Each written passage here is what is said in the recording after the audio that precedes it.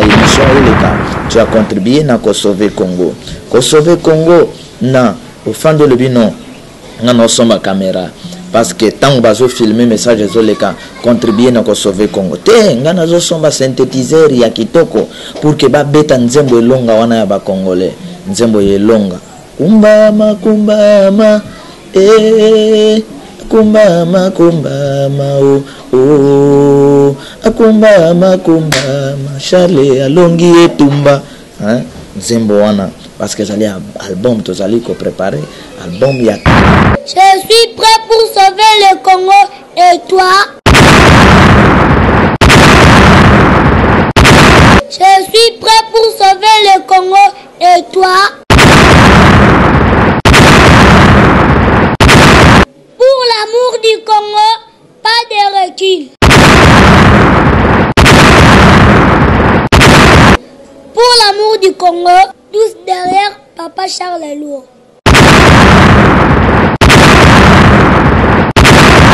Je suis Amen, fils de l'Esprit tout cette puissant. Mon souci est que l'Esprit tout cette puissant bénisse, délivre et sauve le Congo. Ceux qui croient et contribuent au message du temps de vengeance.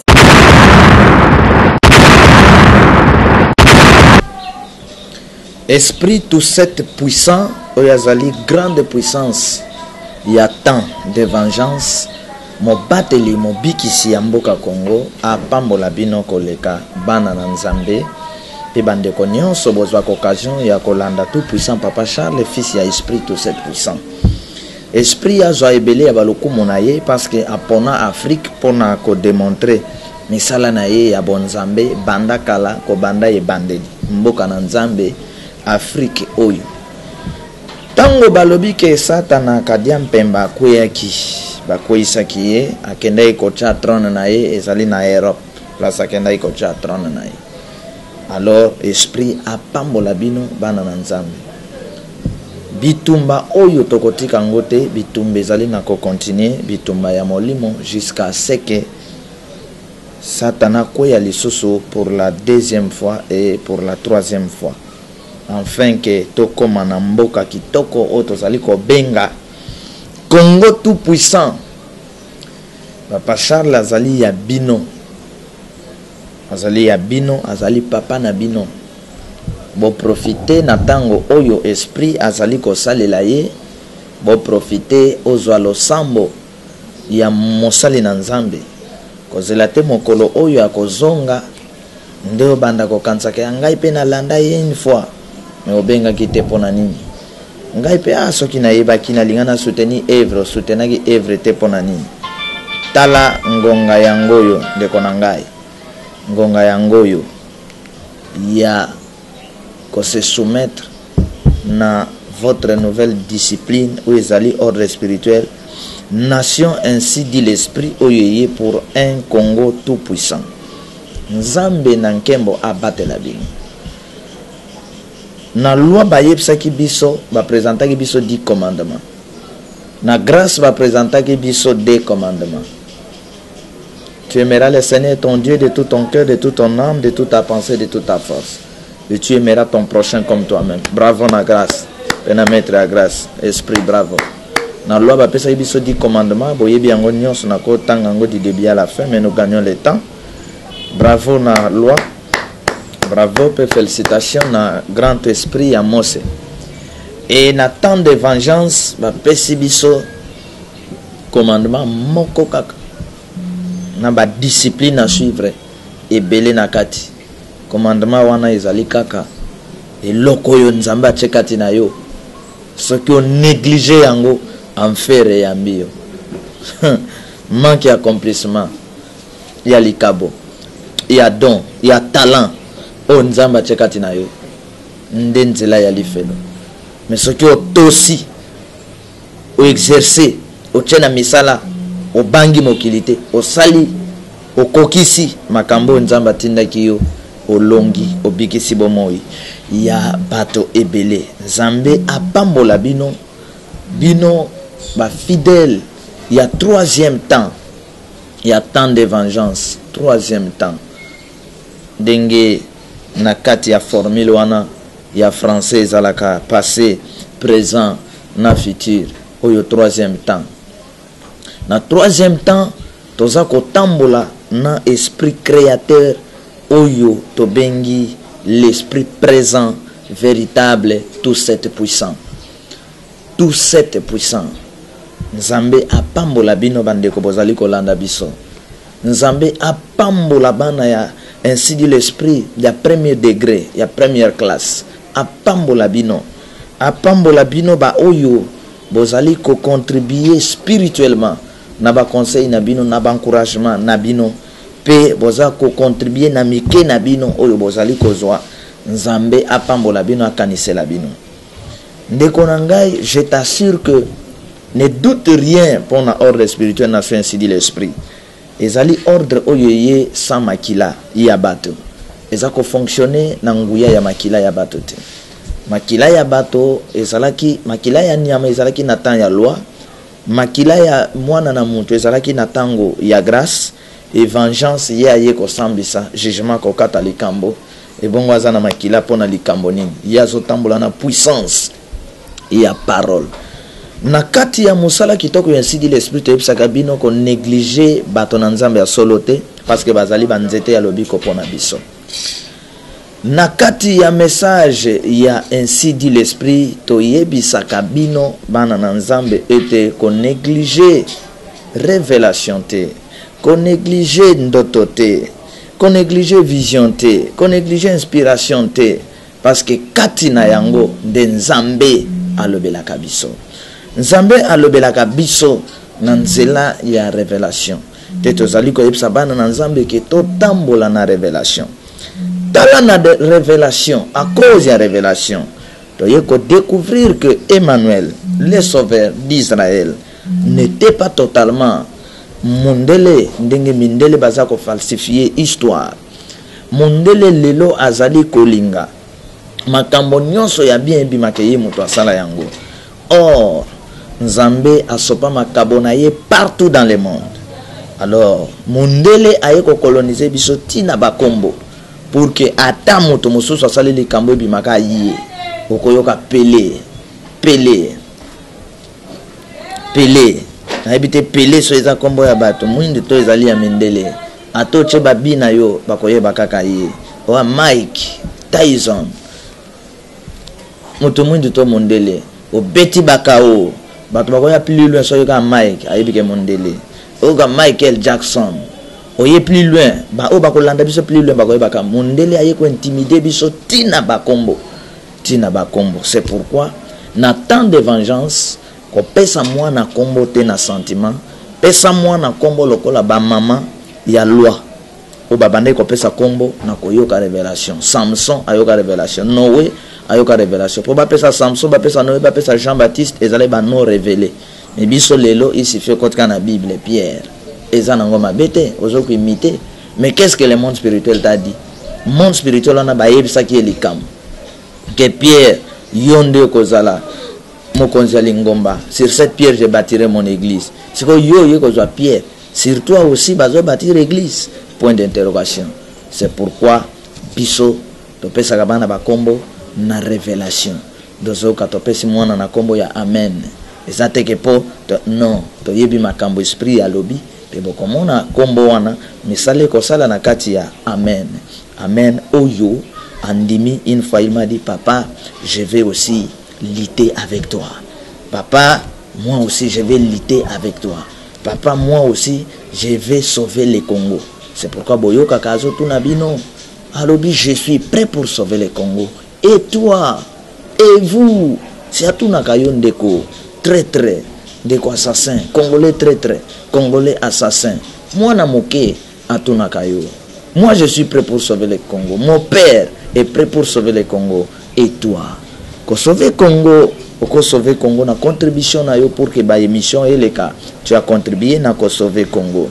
Ko sauver Congo na au fond de le bino ngana osomba caméra parce que tant bazo filmer message zo leka contribuer na ko sauver Congo te ngana zo somba synthétiseur ya kitoko pour que ba beta nzembo elonga wana ya ba congolais nzembo yelonga kumbama kumbama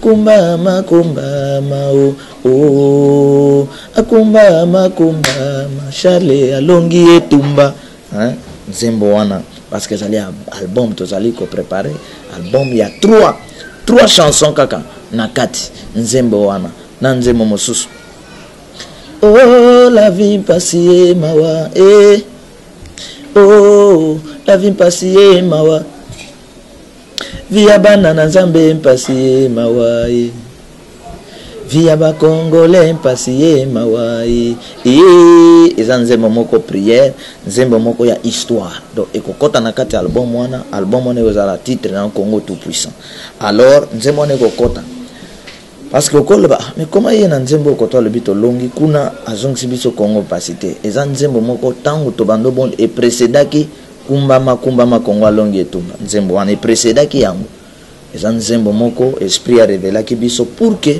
chaque fois ba congolais ce qui problème est ba koyemba kan nzembo wana pona koyebisa nzambe que pourquoi otiki biso boy donc eza intercession ya bana nzambe et troisième nzembo ekozala yozali nzambe toza elonga oyo abundela kanga bokokuta na banzembo nyonso pe mingi esprit azo révéler biso nzembo elonga na kati ezozanga te parce que toye na temps ya vengeance alors temps ya bilombe nazolinga te na tambola na foule okola bande kwa réveil ya catholique protestant foule batondi te naolinga na tambola na ba eli ba ponani bazai 70 tal tant Christ a pompé parole moko ya grâce bakimi batika li 12 atoni 12 ebongo bokimi te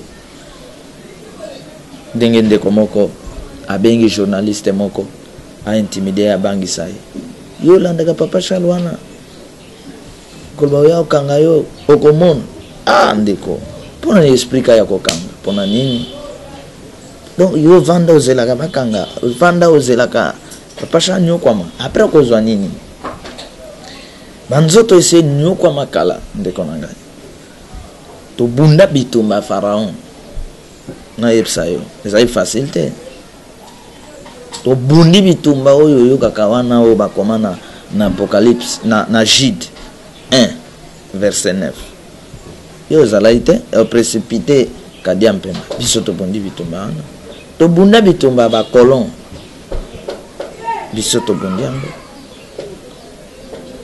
biso siko awa tozo bunda bitumba ya Congo tout puissant ndenge monde spirituel est décidé amema Congo na Congo tout puissant communauté internationale a un problème nde thème na ngai ezali awa communauté internationale asubi na bilamba bandeko communauté internationale na ba continent ngo basubi na bilamba bazana kraka pona nini pour ma commune le bas qui ne touchez pas à mes oins et ne faites pas de mal à mes prophètes. Communauté internationale a touché oin Congo.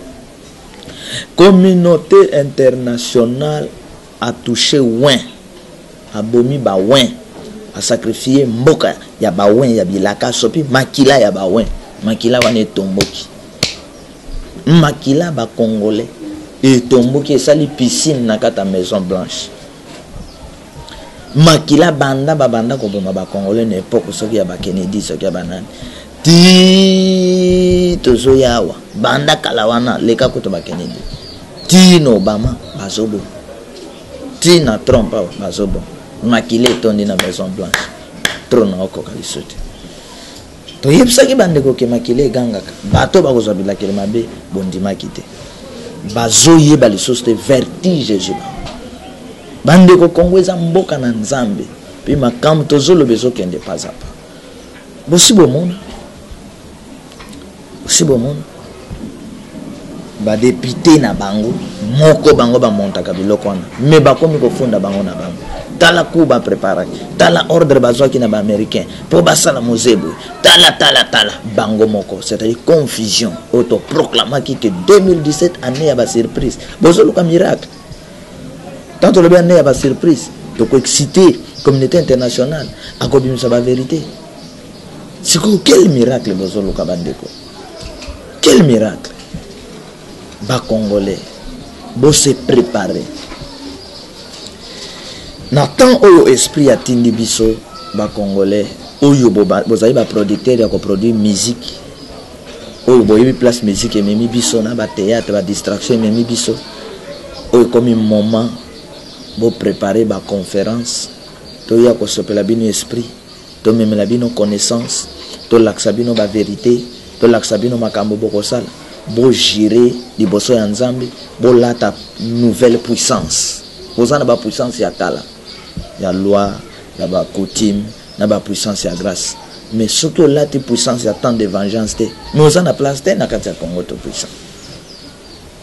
Puissance oyo oza protéger. Donc bato makila bakoko kayote. Organiser des conférences. Ba église à 4 coins du monde, banda bandundu Équateur, partout, Afrique du Sud, Europe. Organisez-vous. Biso to été concurrence na bino to sala église to bundaka. Biso église na biso Congo. Mais pas pasteur. Il faut bandimi na yo, ba recevoir esprit. Il faut recevoir esprit à temps de vengeance. Bokami na loi. Ya ba pharisien pourquoi? Comme si grâce. Bokangami. Boso ko ko bimate. Papa, c'est là bas verso te ko baloka ke ici kamo. Donc okola kate. Koko l'église est en nombre à bateau te. Vous pouvez aussi envoûter les gens bateau baye, vous corrompre bateau moralement bateau baye. Bande de communauté internationale a subi na bilamba. Pona nini asimbi courant. Courant ngoni Congo. Bana na Nzambe. Anke ko sima mboka Nzambe. Seigneur aboya lobi ne touchez pas mes oins. Ayebisa koko nanga Abraham. Lelo na zoebisa bino. Ce qui est bien Abraham, Kokonanga, Kocha Tembete, Abraham a Kokonanga. Abraham a Kokonanga. Na yebsa kibino ke na doute jusque là ya kolobake yo Abraham, Moïse, David, Jésus, bazalaki mindele te. Ba colonisation et sali ke baya ko imposer ba loposo na ba rayon wana. Parce que rayon wana eza rayon Égypte. Égypte grande puissance. Ba pharaon wana ya ba Joseph était quel pharaon? Il y a pembe. Maintenant ba toi pembe oyo nyonso ba tondi en Égypte, na Tunisie, na Éthiopie ba uti wapi. Nous devons réfléchir. Boye peut-être que Nzambe ndenga kabola ba mboka, n'espace ya ba mboka wana. Nzambe asala que soit kaboli ba continent, acha ba mai, acha soit ba grande forêt, tout ça. Mais entre Égypte na Israël, ezali mabele. Bazali ba voisin. Babala naka. Comment kaka lelo ba ko présenter biso tina ba livre ba témoin de Jéhovah, ba égyptien ya pembe, ba juif ya pembe. No bandeko. Moïse koko nangai. Lokola kimba. Lokola koko scan. Lokola koko nanga mapoala. Moïse. Alors bandeko bino boloba ke Moïse azalaki ya mindele, ignorance. Bokota na monde spirituel bo vérifier bo mona makam. Bato wana esika bazali bazobala. Bato wana esika bazalaki bazotambola lokola moto moko. Bato wana esika bazalaki puissance. Ndozo mona tango bato yo Europe yo bazo préparer baya ko sala Yesu mabe révélation zo ya bokima na Égypte, bokene ko bomba na wapi, boke bomba na Égypte. C'est pourquoi bana na Nzambe Nzambe na biso ayeba na ko pambola bino. Ayeba na ko batela bino. Ayeba na kolongi sabino. Alors bochango na motu lelo ke Christ azalaki le posoyo ya biso. Et cette vérité ka biso bato ko yeb sabino, biso bato ya révélation. Alors thème nange zande na zoloba ke communauté internationale asubi na bilamba po asimbi courant. Asimbi courant. Akiko simba mboka oyo basimba kate. Asakana na bamboka na ye oya mesana ko sakana ye communauté internationale ye ba américain ba kanisa ikendenge ba sakana kina Congo na époque wana ya bakasabubu na époque wana bako sakana kana Congo tango nyonso te oyo ezali temps ya temps de vengeance temps oyo papa Charles azali prophète temps oyo papa Charles bandeko kimbangu bazali na mwa mawa bandeko moloto mawa Yesu Kristo motema ya mawa mais temps de vengeance azali ko sakana te. Donc soki balongoli te ba mercenaire na bango a ba Donald Trump bako piquer ba crise, ba Macron bako piquer ba crise, bakokoka pe kotambusa ba France na bango te na bamboka na bango. Alors ba Belge bako sentir mikolo ezali koya dimension tozo memela bango na kata makambo bango baluki. Donc soki balandi biso to yo landi biso pesa bango ba vidéo oyo bo memela Macron vidéo oyo bo interpréter leye na Donald Trump bo yebse makambo eza makasi. Soki bolongo ete ba mercenaire na bino prophète alobi bozo piquer ba crise na kat na bandako na bino wana ba Maison Blanche na ba Champs-Élysées na bino bozo piquer ba crise parce que makila ya ba centre ya Congo et si etondi lokola lac eza kocha vertige na kati ya communauté internationale bazo comprendre les choses les kamaro salate vertige lati bango koleka alors bazo ba mesure bango moko na ba mercenaire na bango bachaki pour que to conduire Congo na lolenge esengeli. Mais boyo kanatanga makomi ya loi naza na mukanda ba prophète comme étant prophète na mukanda ba prophète ya mwana nanga Esaïe oyo tango bazo tinda ye biso présent Esaïe esprit moko kitoko tango aye na sena moi Esaïe mutu mwindu ya solo ya espace wana ya Israël mutu mwindu ya solo yango bandeko tango bake ko coloniser Israël bazuzu bango ba livre sacré wana po espace wana Égypte Israël moto nzambe bando pela makasi mystique ezalaki makasi écriture bandi wana alors esali ke Europe azubiloko wana ke nango na Rome ake comme sango idolâtrie ake bebisa babiloko wana comme sala bisala sala na ya comme coloniser biso na mibeko yo ezalaki ya biso moko. Mais chaque chose a son temps. À tozana l'an 2000 temps ya Congo na sin expliquer bien arrivé Obama qu'est-ce que cela signifiait arrivé à Trump comme trompette. Donc trompette ezo beta penda na ndenge ya kosakanate et Trump ye moko soki asimbi trompette wana malamu te etali ma combien zo lo banini Esaïe 30 awa problème nange ezali Trump asimbi courant, Macron asimbi courant, communauté internationale asimbi courant, Belgique asubi na bilamba pona ni akangami na courant ngonini Congo mboka na nzambe baye ko bundisa bilaka nzambe alobi na Abraham je bénirai celui qui te bénira, je maudirai celui qui te maudira. Lokola boye ko simba Congo alors na ndenge ya mabe tala ndenge bilaka el mabe sikoy ezo panza bino c'est grave boye ba ke o mendele bazwa ka corruption te mais ba français bato na corruption les vrais voleurs du monde. Alors peuple français il faut baye ba makambo batelmela ba continent bango ke bazwa ka corruption en Afrique na Congo na Côte d'Ivoire na Libye ba Belge baye ba ke ba continent bango baza corrompu baza ba infidèle bayaka koza corruption na Afrique do bamboka na bino ba otongango na mbongo ya moyibi ya corruption. Alors ba américain il faut baye ba yango nous devons tout faire donc ndeko soki ozana makoki ya kosala ke na mona Trump futa biye na mona Trump na pamela ye na gangela ye batika ba bêtise so ozana makoki ya kosala ke na mona Macron futa biye na mona Macron na lobela ye makambo ezali awa soki ya sali yango te na pesi mo Congo na 3 mois Macron a disparaître. Macron a tiré le piqué crise accueilli. Donc ba Belge wana ba Allemand si tu as les moyens que to comme on a batoana alors bocha moyen age to mon abatwana to yebsa bango makambo biso to zanango pona mboka na biso. Alors peuple américain faut yeba ke ba américain bayaka kozwa corruption koto kuna ba obima ba centre pa na bango mais koto baza bato na corruption. Alors bato ba corrompre bango kuna baza bato mayele mais koto bato ba corrompre bango bato atina te ba corrompre mboka lokola Amérique. Donc Amérique mikoleko ya akozala diviser akopanzana parce que lokola makio ba kalingi akopanzana parce que abuki mobeko nzambe ayeko boma na mboka ya nzambe ayeko simba bilaka na nzambe andimi corruption. Amérique andimi corruption alors nkola zali ko panza ye ko kitisa ye. Israël a zone di ma corruption. Israël a un problème très sérieux grave baza bande ko na biso. Israël mabeli wana eza mabeli na biso to utai kuna ya mboto ya Congo. Alors physiquement il faut peto koma kuna eza na biloko yo biso to ko zwa kuna poto mema yango awa alors bandeko bozali prêt ngongesi ebeti montre ça na kotambola na yebisa bino que soyi nazalaki français to américain mbele batchenga na ndako moko ba batelanga koleka ba congolais bozana retard. Nous sommes prêts à sauver bino. C'est le temps d'organiser ba grande conférence afin que bongo ya ba congolais nyonso to fongola yango ba congolais ba yeba oyo bazali. Nous sommes citoyens numéro 1 ya monde. Peuple oyo azana valeur koleka na monde ezali biso.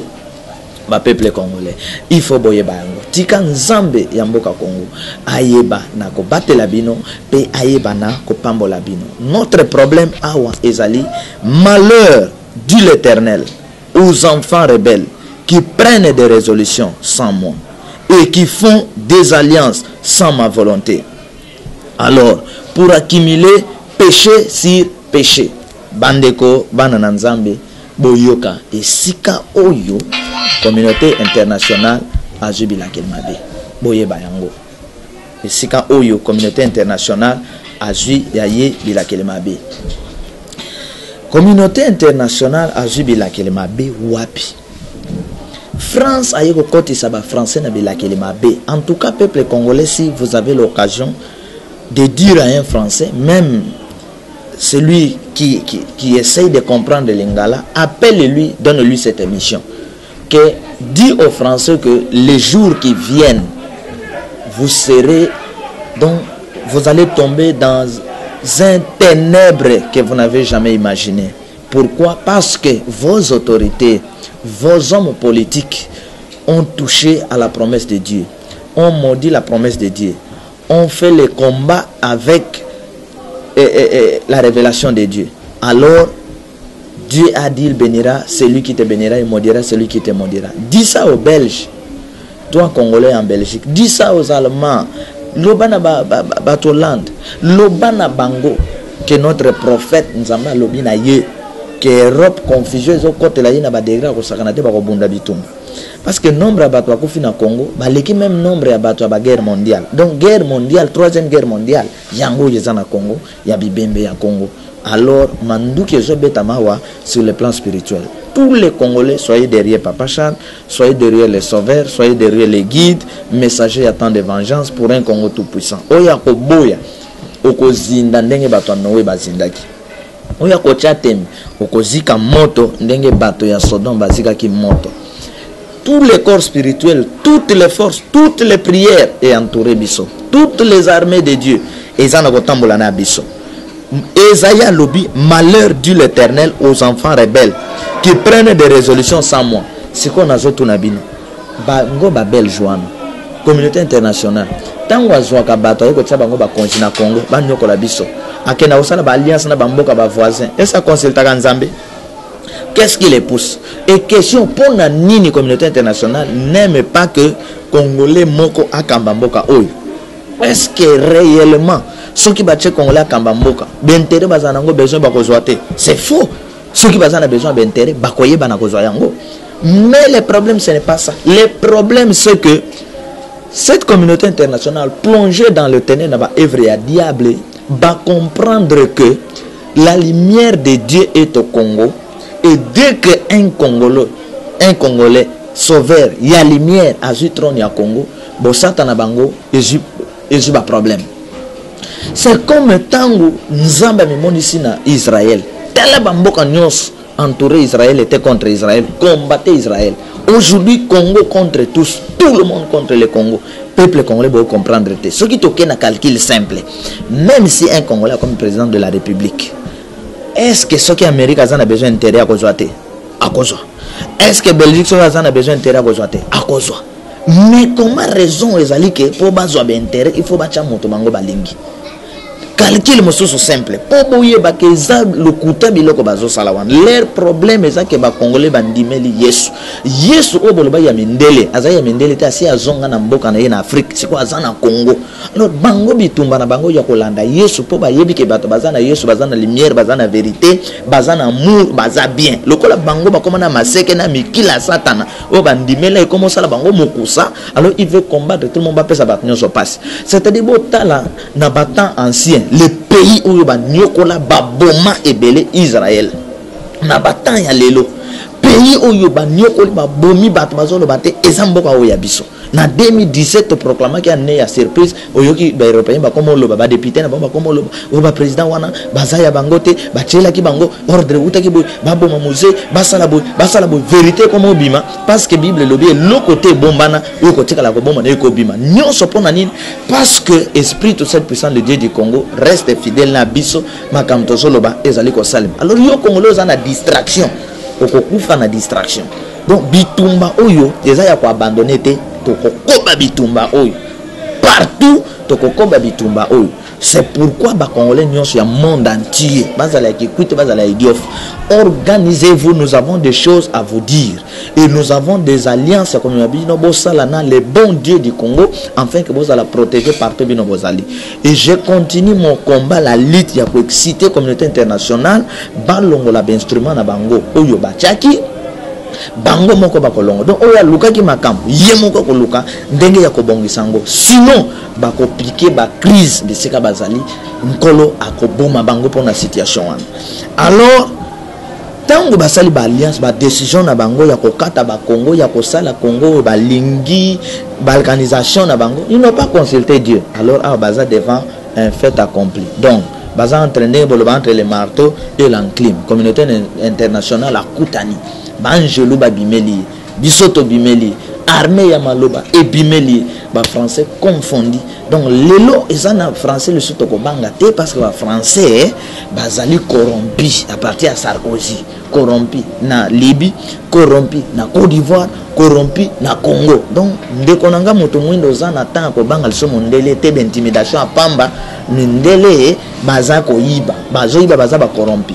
Alors nous devons tout faire pour que peuple na bango ba yeba ke ba konzi na bango ba yaka ko yiba. Ils sont des voleurs. Kuna ba komisaka bango et des hommes d'état, mais ici ils sont des voleurs, ils sont derrière des assassins, derrière les mercenaires. Il faut to yebisa bango. Mais pour to yebisa bango yango, il faut ba stratégie à organiser. Il y a kotinda ba invitation, il y a kosenga ba audience na ba konjiwana pour que to solo la na bango vis-à-vis o ya ko chatembe akuta nango. Donc comme moment il y a puissance ndé na zone mabino na niveau ya bato puissant. Alors ce que je caché ya koza la fils ya tout puissant et so ya tout puissant posa la fils esprit tout cette puissant etalio. Donc bituma tozo bunda wa et comme bituma moko très mystique, bituma moko très compliqué pour na Congo tout puissant. Alors ndeko communauté internationale kuta na libanga beti les bakuna na marteau manzake longwe donc asubi na bilamba pour asimbi courant. Donc mboka nzambe babondisa kangote promesse ya nzambe babondisa kangote yoka qui prennent des résolutions sans moi et qui font des alliances sans ma volonté pour accumuler péché sur péché. Bon yoki de ba belge bako vendre ba organiser les choses bon et to boma ki mosé to tche Joseph bon awa to ça la stratégie to longola Joseph to cha un tel papa bozo to ba des gens na mboka nzambe belge hein sans consulter l'esprit de ces pays les Belges. Et qu'est-ce que les Congolais vous ont fait?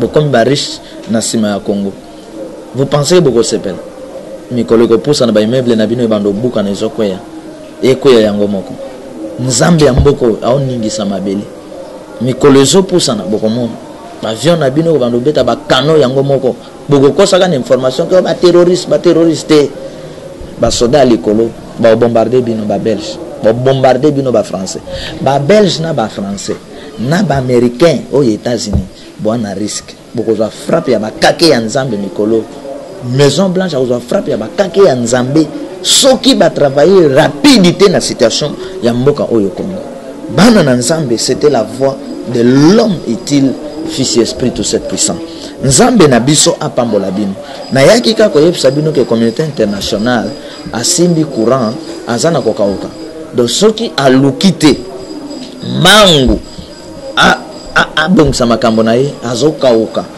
azobukana azokatana azopanzana. Alors ce communauté internationale panzani et bongo bino ba dictateur d'Afrique ba mercenaire d'Afrique oyo apui na bino ezakuna sort na bino ko zalami Congo tout puissant ngonga na ye beti pour éclairer Afrique pour éclairer monde. Christo yo bando luka Christ ayo ko vanda na ye na mboka Congo. Alors bino bolo ba yo bolinga ka Christ bon bolinga yesiko o biso so to zaina tan wana to linga to boma yete bon bolinga Christ siko tika nzambe abatela bino bana nzambe ya solo bokena loboko ya mobali botika ba mercenaire ba kore ba datan ba bira bakena loboko ya gauche mabele ezomela bango kala te nzambe esengeli azwa lokumu banganga kisi bino bato balobo bamvutaka peuple mpona bobongola mitema sinon bozozika moto kala mingi te toza na temps moko grand changement moko ezali koya na monde ezobouleverse monde toza na l'an 2000 boretenir biloko wana boyebaki papa Charles te lelo boyebi ye e niveau azoteyela bino ata bokoti na loi bokoti niveau wana te bokoti na grâce bokoti niveau wana te eza niveau moko ya temps de vengeance nzambe areservaki yango kaka mpo na temps ya vengeance so lobi olingi Moïse olingi nga te yebake olingi ngai so lobi olingi Christ olingi nga te yebake olingi na yo ngai alors nzambe apambola bino ezali temps ya bilombe temps ya bana na nzambe nkolo na biso apambola bino oyo aza na matoyo ya koyoka ayoka oyo akondima acontribuer yo mpe moto koboya boya na yo mais na Congo tout puissant kokota te nkolo apambola bino. Je suis prêt pour sauver le Congo et toi?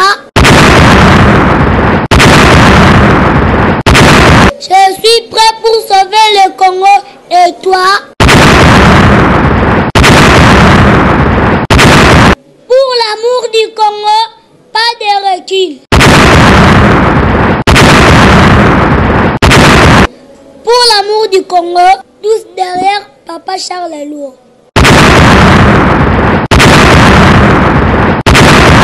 Je suis Amen, fils de l'Esprit tout cette puissant. Mon souci est que l'Esprit tout cette puissant bénisse, délivre et sauve le Congo.